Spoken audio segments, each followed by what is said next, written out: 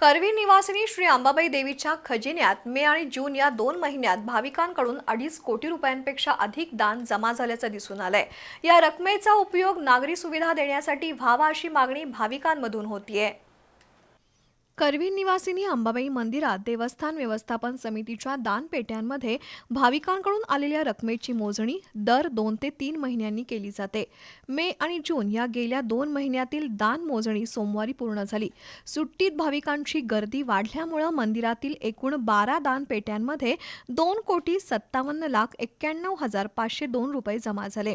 2 महिन्यातील उन्हाळी सुट्टीसह सलग शासकीय सुट्ट्या आणि अधिक मासामुळे भाविकांकडून 2.5 कोटी रुपयांवर अधिक दान जमा झाल्याचं दिसून आलंय।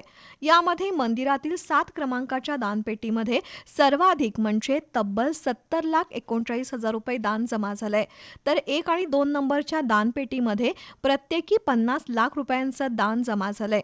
देवस्थान समितीनं मंदिराच्या आवारात सीसीटीव्ही कॅमेऱ्यांच्या निगराणीत आणि कडक सुरक्षा व्यवस्थेत ही मोजणी पूर्ण केली।